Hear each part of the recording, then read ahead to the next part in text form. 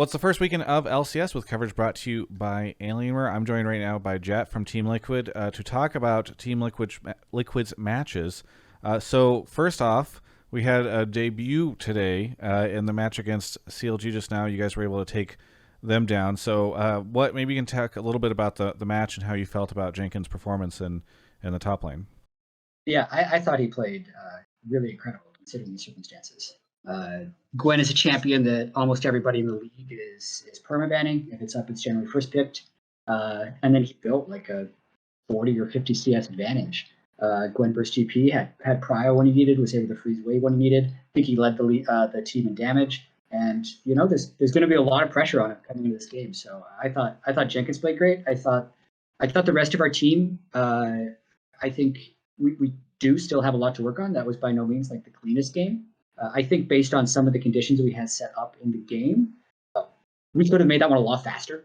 We made a ton of mistakes, but overall, I am happy to get the first win of summer, or what is actually just the 13th win of the split. Yes. So 25 more to go. Okay.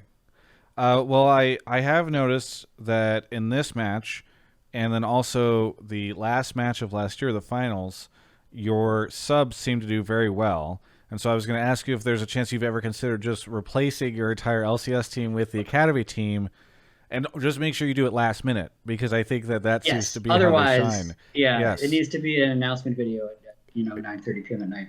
Something has changed. Well, I'm glad you brought up the. Oh, go ahead. I mean, I've been kind of saying it since the start of the year. I have a lot of respect for our Academy team, and I think I didn't get to hear all of Jenkins' interview from the post game, but he did. I think he already mentioned that we integrate a lot more than had been done in the past, and I think a lot more than many teams in the LCS do. And we really value having a strong practice partner and viable subs that can play in the LCS. So it's work. We scrim them at least weekly, right? I don't have the exact number, but it was like 50 or 60 scrims we played against them in the first half of the year. And we brought Spawn in as well. I think he's a great coach running that program, and it's paying off, right? We have a really quality Academy team, and it's helping the LCS team as well. Yeah, I mean, it kind of reminds me a little bit about what Cloud9 did, because I feel like they got a lot of credit for building a strong Academy team and being able to scrim against between those two teams for quite some time. He also mentioned in that interview that this was a very last minute thing. Certainly, it felt like it was a last minute thing, and we saw you referenced the late night recording that went out. So I don't know if you can provide any context. I mean, I think some people were worried that there might be like a health issue or something like that. So any kind of context you can provide on why such a sudden moment occurred. Yeah, I mean, it's interesting because I spent so many years as a caster seeing this news break and then always wondering what was going on behind the scenes. And I definitely recognize the way that it ends up happening, where Alphari plays one game at the start of the split, and then we announce that we're playing with Jenkins the next day. People are going to wonder holy crap, what's happening? But like I said yesterday, we want to respect the privacy of what happens within a team. But I guess what I can share, which is going to be really minimal, is it feels sudden, but it is not. It wasn't a spur of the moment decision. It was something that was made with a lot of care over basically the last month, and nothing crazy happened. Right? Okay. There's no wild speculation, and I care a lot about Alphari. I care a lot about the team as well, and I thought the right choice for the rest of this weekend was to play Jenkins. And it's I can't tell the future, so I'm not sure what's going to happen next.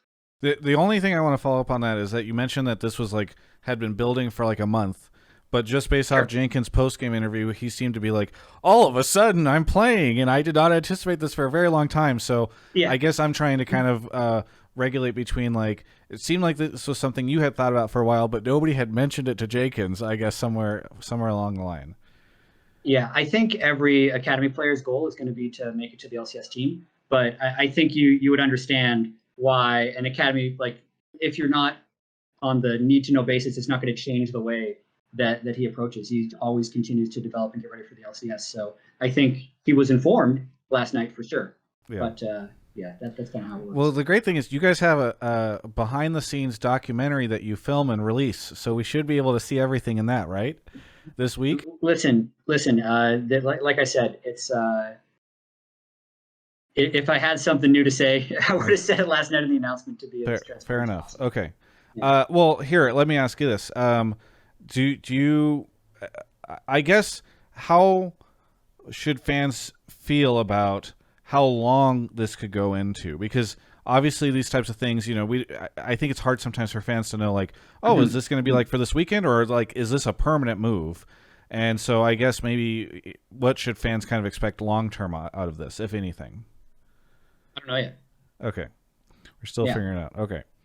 Let's step away from all the exciting speculation and move a little bit to just sort of the state of the game, because it seems like I'm seeing from a lot of different teams just a very different understanding of the meta, the new champions. There's been a lot of conversation about, like, some people think Viego's like the most OP thing. Other people are like, yeah, let him through because we're going to smash him. So what do you think of the state of the league right now and how all the teams and players and champions are moving along? It's a pretty fast game right now, even though we played a 47-minute one yesterday. But yeah, I think the phase rush nerfs on the mid lane mages have a large impact on what teams are playing. So you're seeing a lot of like double bruiser soul lanes, very few mages. We'll see if that ends up changing as more teams either stick with mages or move to mages if they're not finding success with kind of what everybody's playing. And I'm 100% sure when LPL, LCK, LEC also start playing, people are going to get pushed in slightly different directions. But yeah, I guess it's pretty insulated meta right now, which I think generally we're exploring pretty well. I feel like at least for our priorities, we've done pretty well in the 2 drafts we've had. And yeah, I don't have any huge complaints about the meta right now. Yeah. A couple other things that sort of sparked discussion this week. One, Mithy, and then I saw Bjergsen hop on board with this also. They were talking about the idea of making like a public repository of all the replays or the replay files from the different regions. I don't know if you as a coach have any strong opinions on that.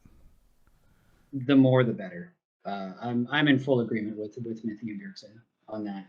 I think anytime we can push to have better access to ProView, which is great that it's back. I hope that we can access LPL, LCK, and LEC ProViews as well. I hope we get assistance with that.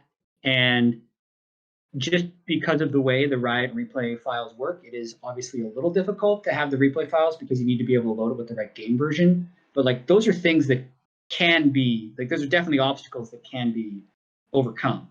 So I'm in full agreement. It would be great to have more.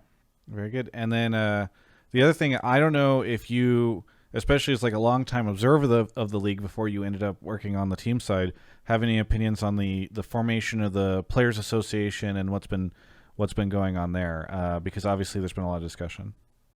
Yeah, I mean, Core JJ is a VP, right? Part of the reason I asked, yeah. Yeah.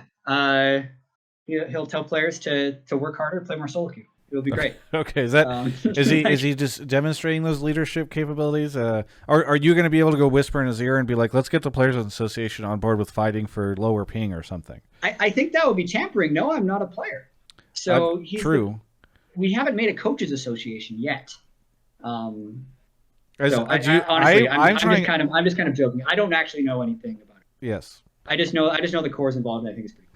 Well, is a coaches association on the horizon? I would love to see you, Giotto, and Nero, all these people, Bjergsen, all in this room, all fighting for the coaches and the teams. I think that'd be quite fun. There was some drama about this last year in the NBA bubble. Did you ever hear about this? No, I did not.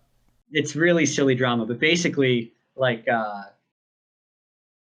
because there's a players association, they were able to like collectively bargain for certain conditions for the players that were in the NBA bubble in terms of like how many visitors they would allow. Yeah. And you're paying for that stuff, except no one was there to negotiate for the coaches. So they just kind of got screwed. They were just like, oh yeah, coach, you can't have anyone join you. It's just not allowed. Right. Meanwhile, all their players could have like their wives and their kids come in later in the bubble. So sometimes collective bargaining can be beneficial. But yeah, I'm just kind of. Well, I can't wait. I can't wait to see what you guys do. Anything you want to say to any of the fans out there? I would say that I want to be as transparent as possible. Kind of everything that I said beforehand. I have a huge amount of respect for Alphari. I have a huge amount of respect for Team Liquid, and we're trying to do everything we can to be transparent and make the right decision. And support us, support Jenkins, support Alphari. We're gonna be the best version of ourselves. Looking forward to it. Thank you so much, Jatt, for the interview. Always a pleasure. And for everyone else, you can check out the rest of my coverage of all things LCS right here on my YouTube channel. Oh my gosh. Summer split. You know what that means? It's summer. And you might be thinking to yourself, time to go outside and enjoy the sun. Enjoy the wilderness. Go climb a mountain. No. That stuff is dangerous. You know what's safe? Alienware computers. And playing games on them. Including, by the way, their new X Series line of notebooks, which you can go check out at alienware.com/Travis. There's a link in the description below. Be safe. Play video games. It's the way to live. That's how I live. And I'm still alive, so clearly it's working.